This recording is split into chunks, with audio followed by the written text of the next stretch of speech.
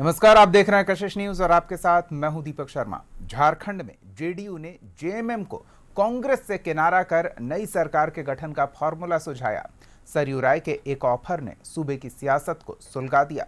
दरअसल ये सलाह इसलिए दी गई क्योंकि झारखंड की सत्ता के साथ ही जेएमएम और कांग्रेस असम में एक दूसरे के दुश्मन बने दिखे, चुनावी मैदान में चुनौती देते नजर आए। इतना ही नहीं, आईएनडीआई अलायंस के घटक रहे जेएमएम, कांग्रेस और तृणमूल कांग्रेस बंगाल चुनाव में तीन तिगाड़ा काम बिगाड़ा वाली कहावत चरितार्थ करते दिखे, एक दूसरे के खिलाफ ताल ठोकते नजर आए। बंगाल में ऐसा खेला चल रहा है जैसा न देखा न सुना होगा। दोनों दल के नेता जेएमएम को सलाह दे रहे कि जिनका कैंडिडेट जहां मजबूत स्थिति में है वहां उनके पक्ष में प्रचार करें। अब यह कैसा गठबंधन है और कैसा मुकाबला, ये समझ से परे है। इसी बीच बिहार में सियासी हवा बदली है। खरमास खत्म होते ही नई सरकार का गठन हुआ और बीजेपी को पहली बार कुर्सी मिली। जेडीयू बैक सपोर्ट में आ गए तो सियासी हवा के बिहार में बदलाव के कारण झारखंड में सियासी दबाव महसूस किया जाएगा। आज इसी मुद्दे पर बात करेंगे। बात करने के लिए हमारे साथ कुछ मेहमान जुड़े हुए हैं, उनसे आपका परिचय करा दें। हमारे साथ कांग्रेस की ओर से पक्ष रखने के लिए सुनील सिंह जी हैं और बीजेपी की ओर से पक्ष रखने के लिए दीनदयाल वर्णवाल जी हैं। आप दोनों का बहुत बहुत स्वागत है। सबसे पहले तो दीनदयाल जी, क्या बिहार में सियासी हवा बदली है तो इसका दबाव झारखंड में महसूस किया जाएगा? क्योंकि आपके सहयोगी मतलब एनडीए के घटक दल के नेता इस तरह की सलाह सत्ता पक्ष को दे चुके हैं।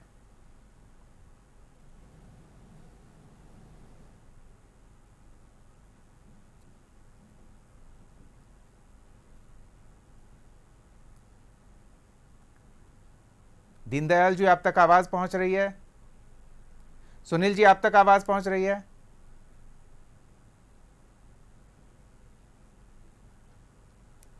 तो झारखंड में हेमंत सोरेन के नेतृत्व में सरकार है और सत्ताधारी गठबंधन में जेएमएम, कांग्रेस, आरजेडी और वामदल हैं। जेएमएम के 34 तो कांग्रेस के 16 विधायक हैं। बिहार से बाहर गठबंधन की पार्टियों में सहयोगात्मक रवैया नहीं दिख रहा। बिहार चुनाव में आरजेडी और कांग्रेस ने फ्रेंडली फाइट की स्थिति तैयार कर दी थी, तो असम में कांग्रेस और जेएमएम एक दूसरे के उम्मीदवार के खिलाफ मैदान में ताल ठोकते नजर आ रहे हैं। सरयू राय गैर भाजपा गैर कांग्रेस सरकार का सुझाव दे चुके हैं। सरयू राय के इस सुझाव के बाद झारखंड में सियासी गलियारे में बयानबाजी भी देखने को मिली थी, लेकिन अब जब बिहार में हवा बदली है तो क्या इसका दबाव झारखंड में देखने को मिलेगा? हम यही समझने का प्रयास कर रहे हैं। दीनदयाल जी, एनडीए के घटक दल के नेता झारखंड में सत्ता पक्ष को सुझाव दे चुके हैं गठबंधन के नए स्वरूप पर विचार करने को लेकर। क्या लगता है कि बिहार में जब कुछ बदलाव हुआ है तो इसका प्रभाव झारखंड में एनडीए के पक्ष में कुछ बदलाव की गुंजाइश बनाता है? देखिए दीपक जी, आज का जो समय है और आज का जो दिन है बिहार के लिए खास दिन है और मुझे लग रहा है कि आज बिहार वासियों के लिए एक बड़ा दिन साबित हुआ है।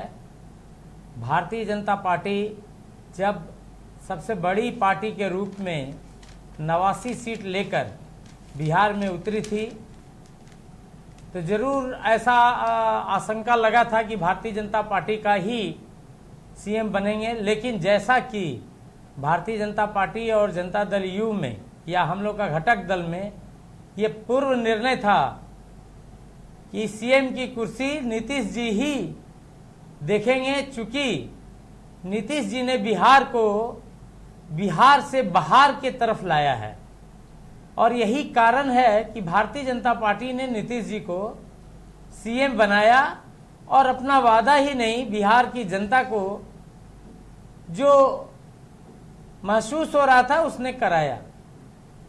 अब देखिए, जब नीतीश जी ने स्वतः उनको लगा कि अब हमें बिहार से केंद्र के तरफ चलना चाहिए और उन्होंने खुशी खुशी यह पद भारतीय जनता पार्टी के सम्राट चौधरी को दिया है। आप देख रहे होंगे कि उन्होंने खुद घोषणा की और जब सम्राट चौधरी जी का नाम आया तो नीतीश जी ने कहा, अरे भाई ताली तो बजाओ, तो इससे साबित होता है कि हमारा गठबंधन बहुत ही मजबूत है।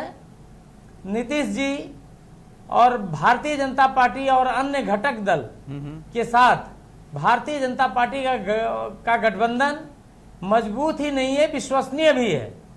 ऐसे विश्वसनीय दोस्तों के साथ मिलकर भारतीय जनता पार्टी के सम्राट चौधरी जी निश्चित तौर पे जो उनके अधूरे काम रहे होंगे वो आगे बढ़ाएंगे। नीतीश जी के जो मन में लगा होगा कि कुछ काम शायद छूट गया है, वह काम भी होगा और बिहार की जनता को एक बड़ा तोहफा के रूप में भारतीय जनता पार्टी और घटक दलों ने मिलकर सम्राट चौधरी को दिया है। जो सम्राट नाम से नहीं है, वो गरीब और के दिलों में बसने वाले सम्राट हैं जी। तो निश्चित तौर पे यह दिन बहुत बड़ा है। जहां तक झारखंड का विषय है, मैंने पहले भी कहा है कि झारखंड में जितने भी गठबंधन चल रहे हैं यह मौका परस्त गठबंधन है और गठबंधन जब भी टूटेगा वो इसमें भारतीय जनता पार्टी का हाथ कभी भी नहीं रहेगा। वह गठबंधन जब भी टूटेगा आपसी मतभेद से टूटेगा, आपसी इन लोग के सही निर्णय नहीं लेने के कारण टूटेगा। और जब जुआ में कसैला आ जाता है तो वह दिन ज्यादा दिन नहीं चलता है। कोई भी पार्टी हो, संगठन हो, गठबंधन हो, रिश्तेदारी हो, तो अब इन लोग के जुआ में कहीं न कहीं कसैलापन आ गया है। कसैलापन आने से जनता के बीच में भ्रम पैदा हुई है और निश्चित तौर पे ये आने वाला कल ऐसा दर्शा रहा है कि झारखंड में बहुत जल्दी मध्यावधि का चुनाव आने वाला कल में होने जा रहा है। चलिए, झारखंड में कुछ ऐसी स्थिति बनती दिख रही है, इस बात को लेकर संभावना व्यक्त कर रहे हैं। चूंकि धीरज जी भी हमारे साथ जुड़ चुके हैं जेएमएम की ओर से पक्ष रखने के लिए। धीरज जी, आपका भी बहुत बहुत स्वागत है। हम आते हैं आपके पास, पहले सुनील जी से जान लेते हैं कि दीनदयाल जी ने जो बातें की है, जो संभावना जताई है, जिस तरह से फ्रेंडली फाइट को एक कड़वाहट के तौर पर देख रहे हैं, क्योंकि सत्ता पक्ष से फ्रेंडली फाइट बता रही है, तो उस पर क्या कहना चाहेंगे सुनील जी? चलिए, हम धीरज जी से यही सवाल पूछ लेते हैं। धीरज जी, अलग अलग जगहों पर अलग अलग नफा नुकसान देखकर गठबंधन के सहयोगियों का चुनाव कर रहे हैं। फ्रेंडली फाइट की बात होती है, जिसे एनडीए खेमा आईएनडीआई अलायंस में झारखंड में जो सरकार चल रही है उसके रिश्तों में कड़वाहट के तौर पर देख रहे हैं और मध्यावधि चुनाव की संभावना तलाश रहे हैं। क्या कहेंगे उन्हें, धीरज जी? देखिए, मुंगेरी लाल के हसीन सपने देखने दीजिए और ये हसीन सपने हसीन ही रह जाएंगे। भारतीय जनता पार्टी को बैठकर अभी यही आकलन करना चाहिए कि उनकी जो स्थिति झारखंड में वो कैसे डगमगाते जा रही है। प्लेयर चेंज हो रहे हैं, लेकिन मैच की जो स्थिति है कि वो लगातार मैच हार रहे हैं, चुनाव हार रहे हैं। तो अब उनको देखना चाहिए कि पहले तो बोरो प्लेयर के सहारे इन्होंने झारखंड की नैया पार करने का प्रयास किया और उसी का उदाहरण हिमंता बिस्वा शर्मा थे और उसी का उदाहरण बाबूलाल मरांडी थे, जिनको जेवीएम से लाया गया था। अभी जो है नए प्रदेश अध्यक्ष की इन्होंने चुनाव किया है और ये चाहते हैं कि झारखंड में इनका जो है बेड़ा पार हो जाएगा। तो इनकी नीति, नियत और कार्यशैली तीनों को जो है झारखंड की जनता देख रही है। झारखंड की जनता यह भी देख रही है कि जिस पार्टी के सांसदों को वो लोकसभा में भेजते हैं वो झारखंड की हक की लड़ाई नहीं लड़ते हैं, और जब झारखंड की हक की बात होती है तो वो चुप्पी साध लेते हैं या पार्टी डेकोरम के कारण जो है वो मौनी बाबा बन जाते हैं। झारखंड की जनता अगर मध्यावधि चुनाव किसी कारण से हो भी जाती है तो वो फिर से झारखंड मुक्ति मोर्चा को ही चुनने का काम करेगी। तो ये भारतीय जनता पार्टी भ्रम पालना और मुंगेरी लाल का हसीन सपना देखना बंद करे। अब वो तय ये करे कि जहां देश की सत्ता में बैठाया गया है भारतीय जनता पार्टी के लोगों को, तो वो देश इस हक पर काम करे। सिर्फ नोटबंदी करने से, ताली थाली पिटवाने से और भाषण और आश्वासन से देश नहीं चलेगा। वो जेएमएम की संभावनाओं पर बात नहीं कर रहे हैं, वो कह रहे हैं कि आपने जिन सहयोगियों को चुना है उन सहयोगियों के साथ आपके रिश्तों में खटास आ गई है। देखिए, ये तो घर का मामला है। घर परिवार में भी जो होता है मतभेद होता है, मनभेद नहीं है। मतभेद होना स्वाभाविक है, लोकतांत्रिक प्रक्रिया का हिस्सा है। हो सकता है कि एक बैठक जब हो तो सभी लोगों का राय एक समान नहीं होता है, तो ये तो तीन पार्टियां अलग अलग हैं। लेकिन इसको हम सुलझा लेंगे, इसकी चिंता करने की जरूरत नहीं है। चिंता भारतीय जनता पार्टी के सहयोगी को करने की जरूरत है, जो लगातार अपने सहयोगी दलों को, अपने अलायंस गठबंधन को खाने का काम करती है। और चिराग पासवान की पार्टी को तोड़ना या फिर महाराष्ट्र में शिवसेना को तोड़ना, ये सब भारतीय जनता पार्टी का उदाहरण है। अभी अभी नीतीश कुमार जी को राज्यसभा भेजा गया। हमारे देश में ऐसा भी हो सकता है कि मुख्यमंत्री से बड़ा पद राज्यसभा का घोषित कर दिया जाए और उसको मुख्यमंत्री स्वीकार करके और इधर से चले भी जाते हैं। जी चलिए, सुनील जी तक आवाज पहुंच रही है क्या?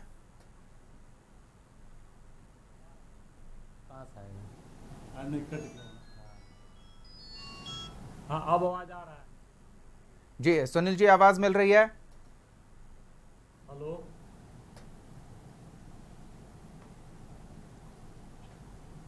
आप गलत तरीके से लगाए थे। हाँ, हम लगता है गलत लगा ही दिया था। वही हम बोले। गलत हम ही लगा दिए। वही हम बोले, ऐसा कैसे होगा?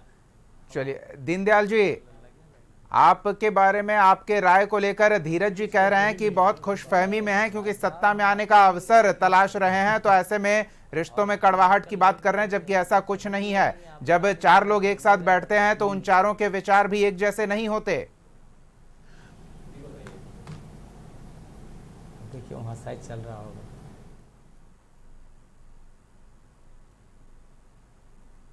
क्या कहेंगे दीनदयाल जी?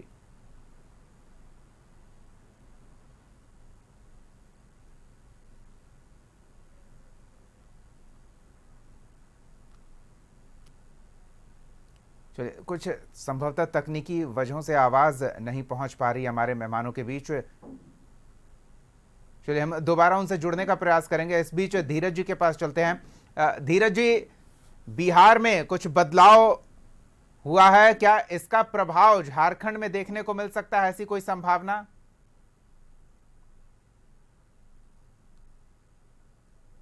आज हैं, दोनों का राजनीतिक समीकरण अलग है। वहां भारतीय जनता पार्टी ही अपने अलायंस के जो चेहरे थे उनको हटाकर अपना मुख्यमंत्री बनाने का काम किए, लेकिन झारखंड में बिल्कुल अलग राजनीतिक समीकरण है। यहाँ भारतीय जनता पार्टी के विपरीत विचारधारा के जेएमएम, कांग्रेस और राजद, सीपीआई का गठबंधन है और हम लोग एक साथ हैं। हमारे गठबंधन के नेता माननीय मुख्यमंत्री हेमंत सोरेन जी हैं और अभी वो लगातार झारखंड की सत्ता में झारखंड की जनता के आशीर्वाद से बने रहेंगे। जिस तरह से लोगों के हक की बात हो, महिला सशक्तिकरण की बात हो या समाज कल्याण की योजनाओं की बात हो, सारी चीजें झारखंड में धरातल पर उतर रहा है। इसी का प्रतीक है कि लगातार दूसरी बार प्रचंड बहुमत से जनता ने यहाँ उनको दोबारा मौका दिया है।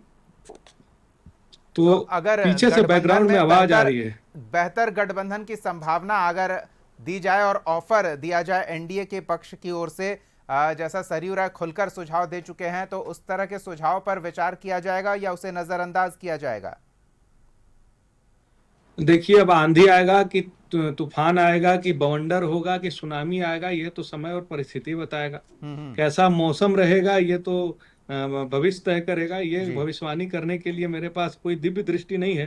काश मेरे पास महाभारत के संजय वाली दिव्य दृष्टि होती तो शायद मैं बता लेता कि कहाँ क्या हो रहा है और क्या हो सकता है, संभावनाएं क्या है। ना ही मैं ज्योतिष हूँ और ना ही मुझे इसके बारे में भविष्यवाणी करने का कोई औचित्य लगता है।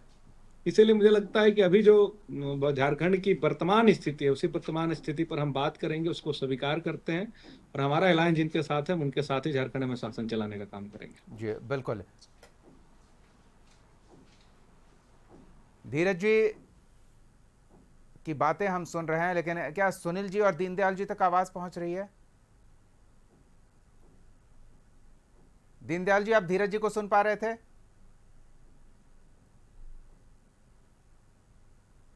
चलिए, हम एक छोटे से ब्रेक के लिए रुकते हैं। ब्रेक के बाद हम इस विषय पर थोड़ी और बातचीत करेंगे, क्योंकि मुद्दा बिहार में बदलाव का है और क्या इस बदलाव का दबाव झारखंड में देखने को मिलेगा। एनडीए पक्ष, खास तौर पर अगर बीजेपी की हम बात करें, जो झारखंड में बेहतर स्थिति में है, वो ये दबाव बना पाएगी। एक छोटे से ब्रेक के बाद चर्चा को जारी रखेंगे।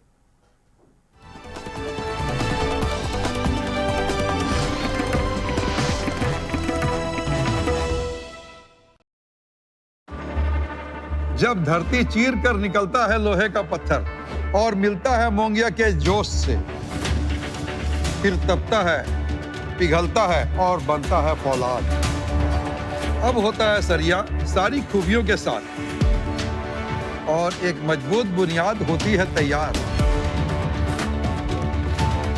जिस पे सजता है एक सुंदर आशियाना।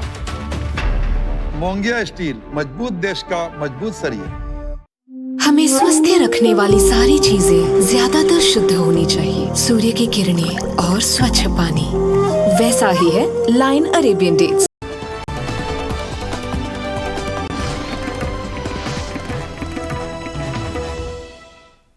ब्रेक के बाद स्वागत है आपका। बिहार में हवा बदली है, सरकार का स्वरूप बदला है और ऐसे में हम ये संभावना देख रहे हैं कि झारखंड में एनडीए खेमा सत्ता पक्ष को एक नए गठबंधन के स्वरूप को लेकर सलाह दे चुका है। क्या इसका असर झारखंड में आने वाले समय में देखने को मिलेगा, इसी विषय पर हम बात कर रहे हैं। सुनील जी, आपने बातें सुनी होंगी दीनदयाल जी की, ये संभावना देख रहे हैं कि गठबंधन टूटेगा, मध्यावधि चुनाव होगा और सत्ता में लौटने का इन्हें अवसर मिलेगा। क्या कहेंगे उस पर सुनील जी?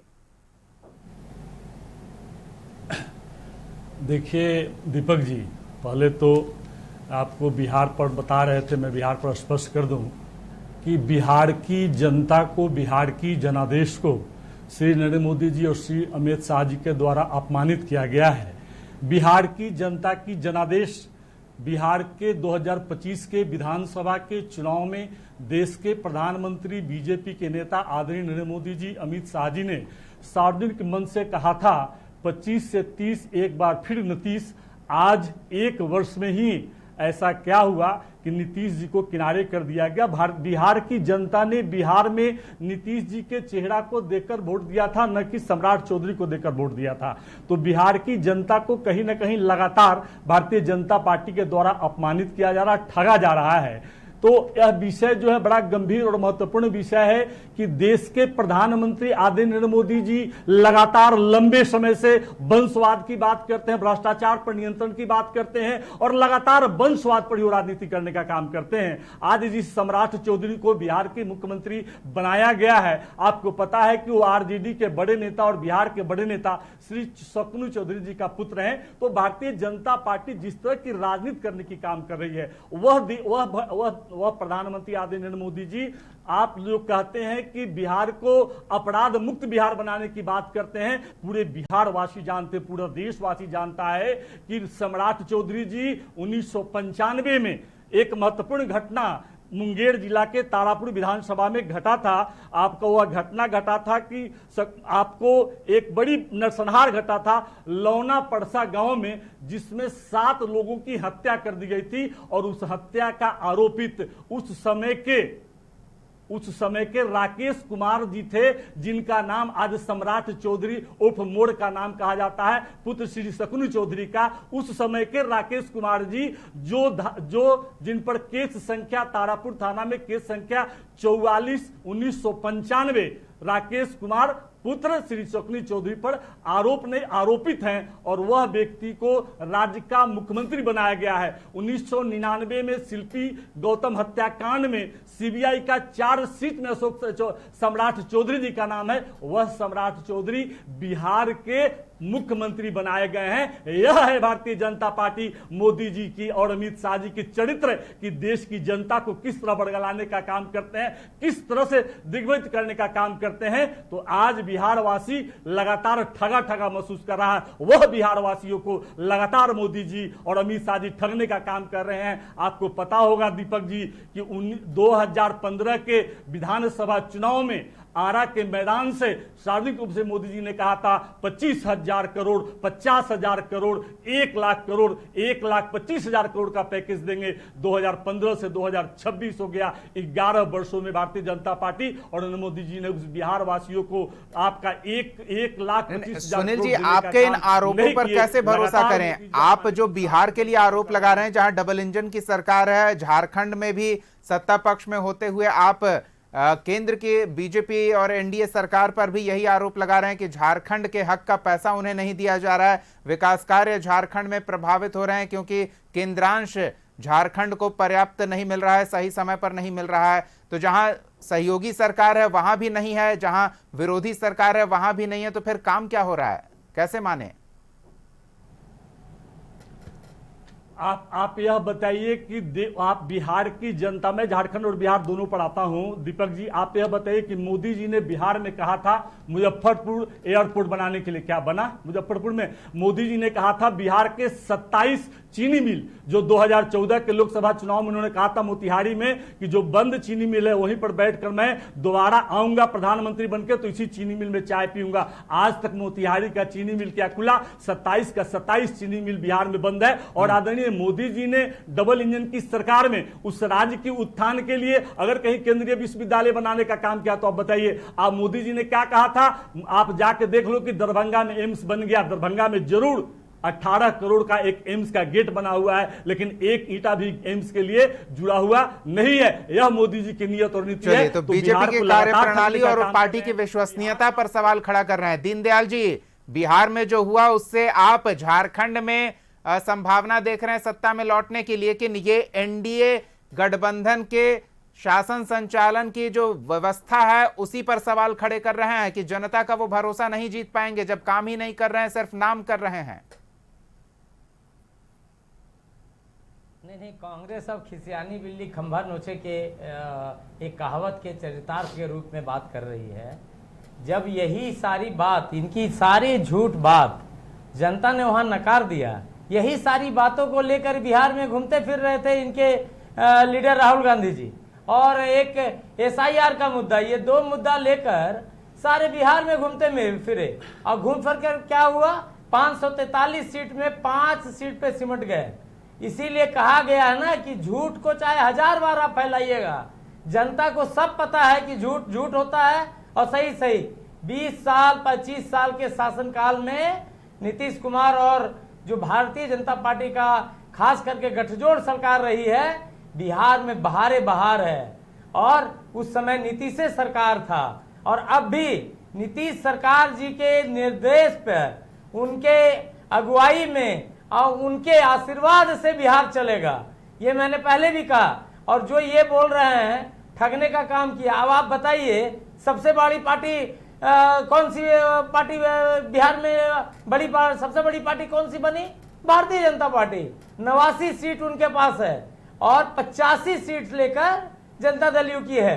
फिर भी भारतीय जनता पार्टी की सरकार ने, मोदी जी ने नीतीश जी को ही मुख्यमंत्री बनाया।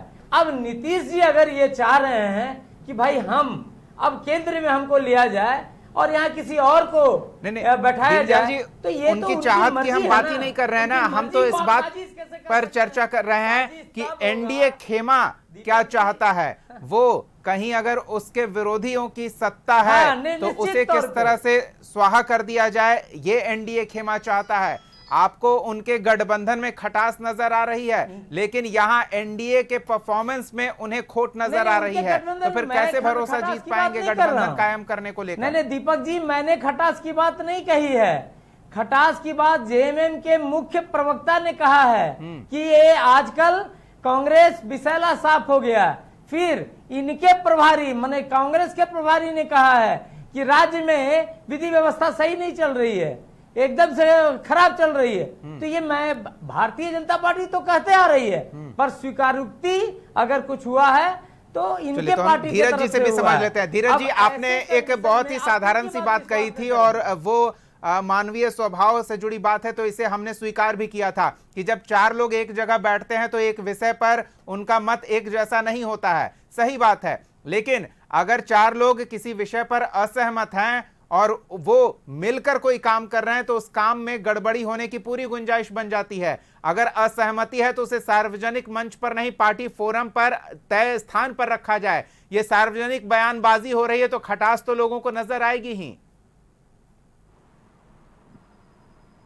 देखिए, भारतीय जनता पार्टी के लोगों को ही ज्यादातर इस तरह की चीजें नजर आती हैं और उनके पास अब कोई काम नहीं है तो दूसरे के घर में झांकने का काम बच गया है और उस काम को बखूबी निभा रहे हैं। कितना खटास है, क्या खटास है, क्यों खटास है, कैसे गठबंधन टूट जाता है, हमारा काम कैसे बन जाता, हम कैसे पुनः सत्ता में आते, फिर कैसे झारखंड को लूटते, कैसे 15 साल शासन किया, फिर अगली बार शासन का कैसे मौका मिलेगा, पूरा गुना गणित लगाते रहे बैठ के। जोड़ घटाव करने के बाद भी इनको समझ में आ रहा है कि अब हमारा यहाँ चारा नहीं चल रहा है। तो अगल बगल के राज्यों में भी प्रयासरत है, चुनाव में भी प्रयासरत हैं। तो इनको जैसे भी हमारे कांग्रेस के सहयोगी प्रवक्ता बोल रहे थे कि कथनी करनी में बहुत अंतर है। गंगा की सफाई की बात किए थे, गंगा की सफाई हो गई, स्मार्ट सिटी बन गया। जो है बीफ एक्सपोर्ट में भारत को ये लोग कहते थे कि हम लोग गौ हत्या बंद करेंगे, बीफ एक्सपोर्ट में हमारा भारत 1 नंबर पर चला गया। वही बात है, गठबंधन में उन्हें खटास नजर आ रही है, लेकिन आपको उनके नियत में खोट नजर आ रही है। और इस आधार पर आगे क्या झारखंड में बदलाव की गुंजाइश है जो एनडीए खेमा तलाश रहा है, वो तो समय तय करेगा। लेकिन फिलहाल इतना तय है कि छोटी खटपट और छोटी व्यवधानों के बावजूद गठबंधन में किसी तरह की कोई गांठ नहीं पड़ेगी। सब कुछ सही तरीके से आगे चलता रहेगा। चुनावी गतिविधियां अपनी जगह है, उसे गठबंधन के स्वरूप, गठबंधन के आकार में किसी तरह के कमी को लेकर नहीं देखा जाना चाहिए। ये हमारे साथ इस चर्चा के दौरान हुई बातचीत में निकलकर सामने आया है। बहुत बहुत धन्यवाद धीरज दुबे जी, सुनील सिंह जी और दीनदयाल वर्णवाल जी अपना समय देने के लिए, हमारे साथ इस विषय पर बातचीत करने के लिए।